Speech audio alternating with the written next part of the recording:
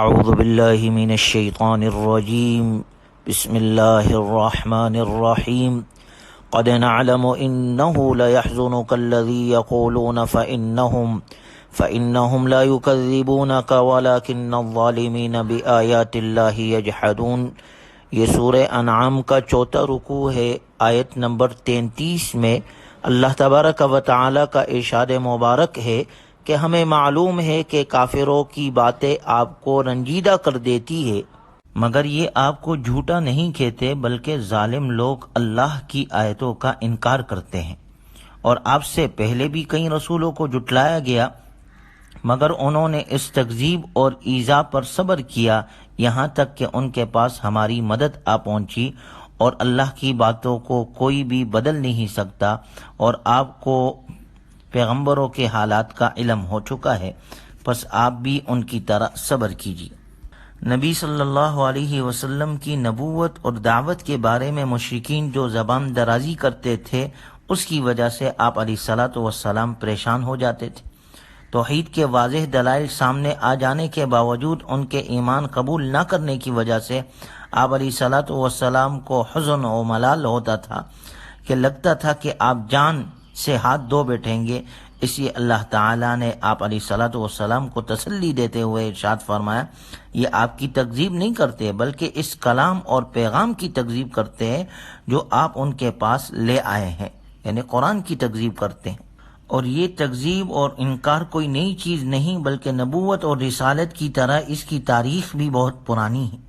جب بھی کسی نبی نے نبوت کا دعویٰ کیا ہے، ضدی اور انا پرست لوگوں نے اس کا مذاق اڑایا ہے، انکار کیا ہے، اسے مختلف طریقوں سے ستایا ہے۔ جواب میں اللہ کے نبی نے صبر کیا اور اللہ کی نصرت کے آنے کا انتظار کیا۔ انما یستجیب الذین یسمعون والموتى یبعثهم اللہ ثم الیہ یرجعون۔ یاد رکھیے صرف وہی لوگ حق کو قبول کرتے ہیں جو طلب کے ساتھ سنتے ہیں، اور مردوں کو اللہ تعالیٰ زندہ کرے گا، پھر انہیں اسی کے سامنے پیش کیا جائے گا۔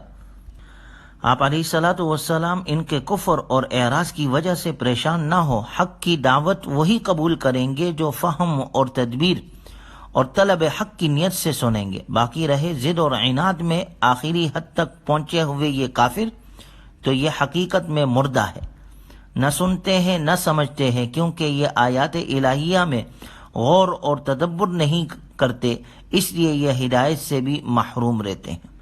والذین کذبوا بآیاتنا صم وبکم فی الظلمات۔ اللہ تعالیٰ فرماتے ہیں کہ جو لوگ ہماری آیتوں کو جھٹلاتے ہیں وہ بہرے اور گونگے ہیں، مختلف تاریکیوں میں گرے ہوئے ہیں۔ اللہ جسے چاہے گمراہ کر دے اور جسے چاہے سیدھی راہ پر چلنے کی توفیق دے دے۔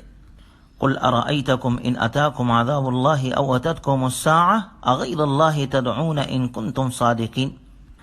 آپ ان سے پوچھئے کہ یہ تو بتاؤ کہ اگر تمہارے اوپر اللہ کا عذاب آ پڑے یا قیامت ہی آ جائے تو کیا اس وقت تم اللہ کے سوا کسی اور کو پکارو گے؟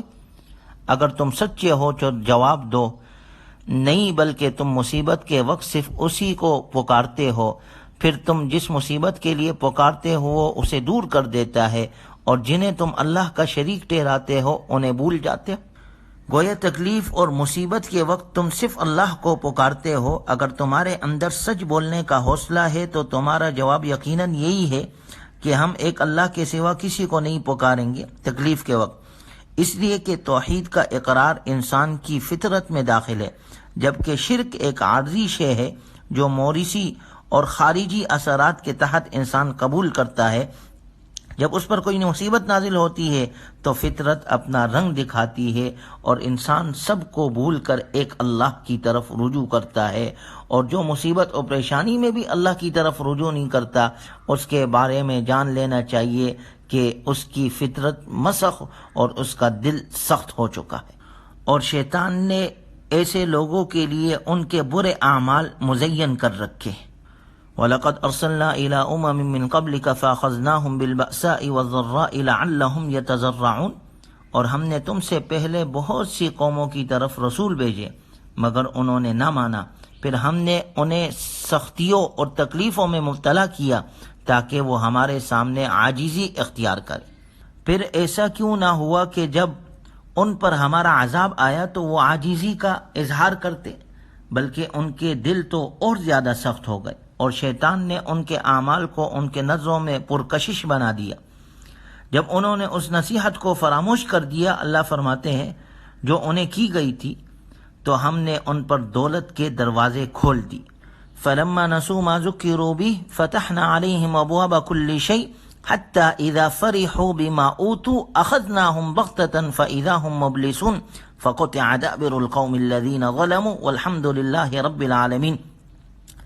اللہ فرماتے ہیں، جب ہم نے ان پر دولت کے دروازے کھول دیے، یہاں تک کہ جب وہ ان چیزوں میں خوب مگن ہو گئے جو انہیں عطا کی گئی تھی، تو ہم نے انہیں اچانک پکڑ لیا، پھر وہ نا امید ہو کر رہ گئے، پھر ظالموں کی جڑ کاٹ دی گئی، اور تمام تعریفوں کا مستحق اللہ ہے جو سارے جہانوں کا پروردگار ہے۔ گویا معلوم یہ ہوا، بسا اوقات زندگی میں مال و دولت کی بہت فراوانی ہوتی ہے اور انسان اس میں نافرمانی کر رہا ہوتا ہے، اور بہت سے کم عقل لوگ سمجھ رہے ہوتے ہیں کہ دیکھیں، اگر اللہ ہم سے خوش نہیں ہوتا تو ہمیں مال کیوں دیتا؟ تو مال کا آ جانا صرف خوشی کی علامت نہیں ہے، ہاں اگر اس مال میں اللہ کی اطاعت ہے تب وہ فائدہ مند ہے، لیکن اگر صرف مال ہے اور اس میں اللہ کی اطاعت اور عبادت نہیں ہے تو وہ انسان کی تباہی کا سبب بنتا ہے، جیسے اللہ تبارک و تعالیٰ نے ان آیات میں ذکر کیا۔ حضرت عقبہ بن عامر رضی اللہ تعالیٰ عنہ سے روایت ہے، آپ صلی اللہ علیہ وسلم نے ارشاد فرمایا، جب تم یہ دیکھو کہ کسی بندے کو گناہوں کے باوجود نوازا جا رہا ہو تو سمجھ لو کہ یہ اللہ کی طرف سے اسے مہلت مل رہی ہے۔ اس کے بعد آپ نے یہ آیت پڑھی کہ گویا کہ پھر بھی اگر وہ توبہ نہیں کرتا، رجوع نہیں کرتا، تو اللہ تبارک و تعالی اس کو پھر پکڑتے ہیں اور اسے عذاب میں مبتلا کرتے ہیں۔ قل ارأيتم ان اخذ الله سمعكم وابصاركم وختم على قلوبكم من اله غير الله يأتيكم به۔ اللہ فرماتے ہیں، ان کافروں سے پوچھئے کہ اگر اللہ تعالیٰ تمہارے سننے اور دیکھنے کی صلاحیت سلب کر لے اور تمہارے دلوں پر مہر لگا دے تو اللہ کے سوا اور کون معبود ہے جو تمہیں یہ نعمتیں عطا کرے؟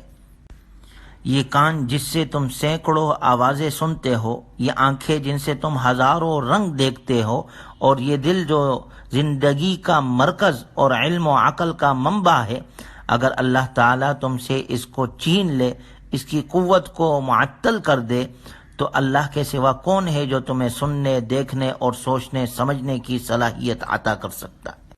وَمَا نُرْسِلُ الْمُرْسَلِينَ إِلَّا مُبَشِّرِينَ وَمُنذِرِينَ۔ اور اللہ تعالیٰ فرماتے ہیں کہ ہم پیغمبروں کو صرف اس لیے بھیجتے ہیں تاکہ وہ کسی کو خوشخبری سنائے اور کسی کو ڈرائے، پھر جو لوگ ایمان لائے ہیں اور اصلاح کر لیں ان پر نہ خوف ہوگا نہ انہیں کوئی غم لاحق ہوگا۔ قل لا اقول لكم عندي خزائن الله ولا اعلم الغيب ولا اقول لكم اني ملك ان اتبع الا ما يوحى الي قل هل يستوي الاعمى والبصير افلا تتفكرون۔ آپ فرما دیجئے، تمہارے سامنے نہ تو میں یہ دعویٰ کرتا ہوں کہ میرے پاس اللہ کے خزانے ہیں، اور نہ ہی غیب کا علم، اور نہ ہی فرشتہ ہونے کا دعویٰ کرتا ہوں، میں تو صرف اس وحی کی پیروی کرتا ہوں جو میرے پاس آتی ہے۔ ان سے پوچھے، کیا اندھے اور بینے دونوں یکساں ہو سکتے؟ کیا تم غور نہیں کرتے؟ وہ لوگ جو جہالت کی بنا پر حضور صلی اللہ علیہ وسلم سے حسی اور مادی معجزات کا مطالبہ کرتے تھے، انہیں ایک واضح اور فیصلہ کن جواب دیا جا رہا ہے اس آیت میں کہ نہ تو میں نے کبھی خدائی کا دعویٰ کیا ہے، نہ غیب جاننے کا، اور نہ ہی فرشتہ ہونے کا، پھر تم مجھ سے ایسی چیزوں کا مطالبہ کیوں کرتے ہو جو میری قدرت اور اختیار میں نہیں ہے؟ میں تو تمہارے جیسے ایک انسان ہوں، فرق صرف یہ ہے کہ مجھ پر وحی نازل ہوتی ہے، اس وحی کی پیروی کرتا ہوں اور اس پر ایمان لانے کی میں تمہیں دعوت دیتا ہوں، اور اسی وحی پر ایمان لانے اور ایمان نہ لانے والوں کی مثال بینا اور نابینا کی ہے کہ ایک آدمی دیکھ سکتا ہو اور ایک دیکھ نہ سکتا ہو تو دونوں برابر ہو ہی نہیں سکتے۔ کسی کے پاس ایمان ہے اور کوئی ایمان سے محروم ہے، دونوں برابر ہو ہی نہیں سکتے۔ کیا تم غور و فکر نہیں کرتے تاکہ شرک اور ایمان کے درمیان فرق کر سکو اور قرآن کریم میں موجود دلائل توحید سمجھ سکو؟ اللہ تبارک و تعالی ہمیں قرآنی تعلیمات پر عمل کرنے والا بنائے اور ہر قسم کے شرک اور بدعات اور رسومات سے اللہ ہمیں محفوظ فرمائے۔ وآخر دعوانا الحمد للہ رب العالمین۔